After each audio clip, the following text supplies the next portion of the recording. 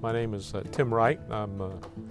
By way of background, I'm a retired Navy flag officer.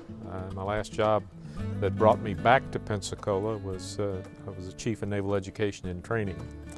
Retired from the Navy in 1996 and went to work a week later for the Institute for Human and Machine Cognition, where I am now the Deputy Director.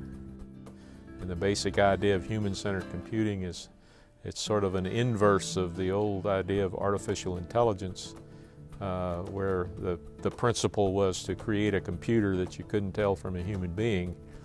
And our approach to it is the inverse of that. In other words, we try to figure out what the human being is trying to do. And then once we understand that, we work on developing or adapting technologies to leverage and extend human capabilities.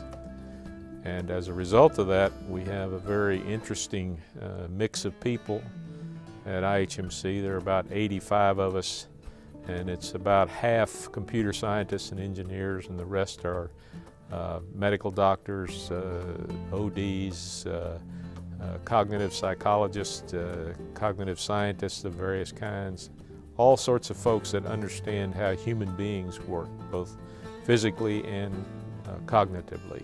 Dr. Ford is very, very careful and considers it one of his primary functions to recruit the very best people in the field of work that we do here at IHMC.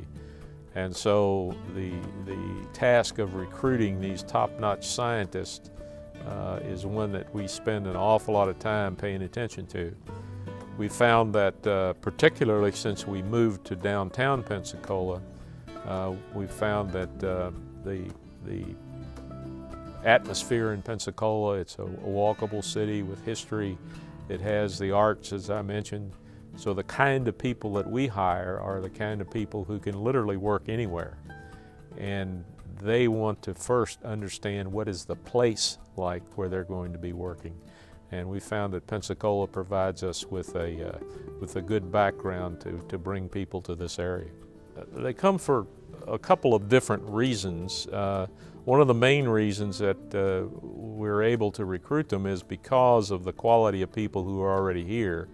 And in particular, Dr. Ford is quite literally a world-renowned computer scientist who has served on many boards. Right now, he's the chairman of the NASA Advisory Committee, for instance.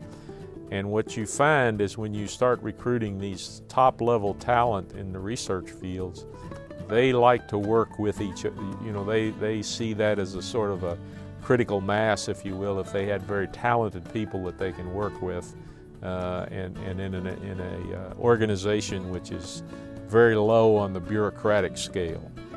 We're very much a flat organization.